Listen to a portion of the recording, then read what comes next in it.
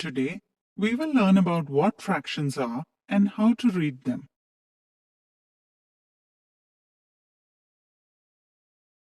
Without realizing, we use fractions several times in our daily life.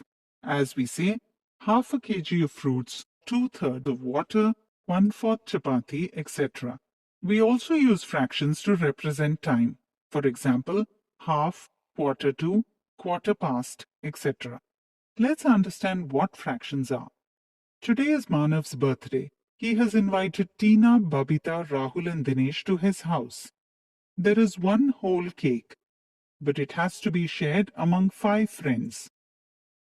Can you tell me how many pieces the cake should be divided into so that everyone gets a piece? Think for a while. Absolutely correct. The cake has to be divided into 5 pieces. This is one way of dividing the cake into 5 pieces. But this is not the correct way. By doing so, all the children will not get equal parts. What can be done to solve this problem? Yes, you're right. All parts of the cake should be equal. Therefore, the whole cake should be divided into 5 equal parts. After distribution, Manav kept one piece aside. As it is one of the 5 equal parts, it can be represented like this and read as 1/5 or 1/5. A number which represents the part of a whole is called a fraction. If we keep one more piece on the plate, then the number of pieces becomes 2. Since there are 2 pieces out of 5, these 2 parts form the fraction 2/5 of the whole cake. When we talk about any fraction, for example, 2/5 here, then the line separating two numbers is called division line or by. Can you tell what does the number written below the division line represent? Think for a while.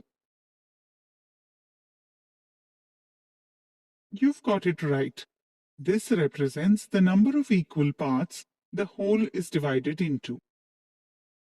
The number of equal parts to which a whole is divided into is called the denominator.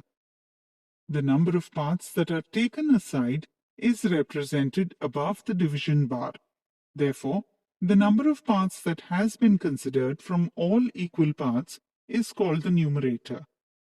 In a fraction, the numerator is written above the division bar and the denominator is written below.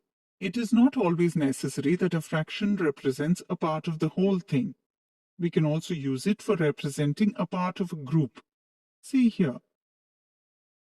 There are 4 apples and 3 oranges. Therefore, the total number of fruits here is 7. If we have to find the fraction of apples in the total number of fruits, then how do we do it?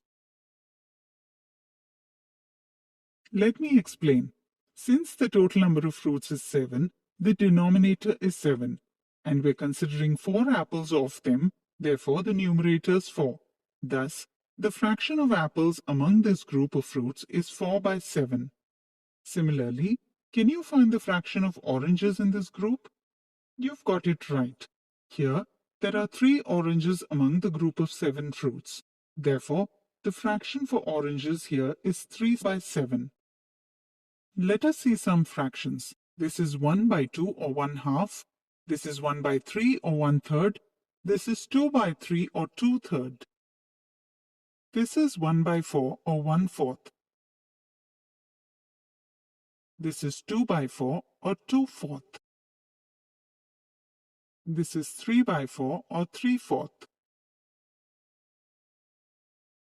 This is 1/5 or 1/5. This is 2/5 or 2/5. This is 3/5 or 3/5. This is 4/5 or 4/5. I hope you have understood the concept of fractions. Today, we have learnt about what fractions are and how to read them. In the next video, we will see some examples of fractions.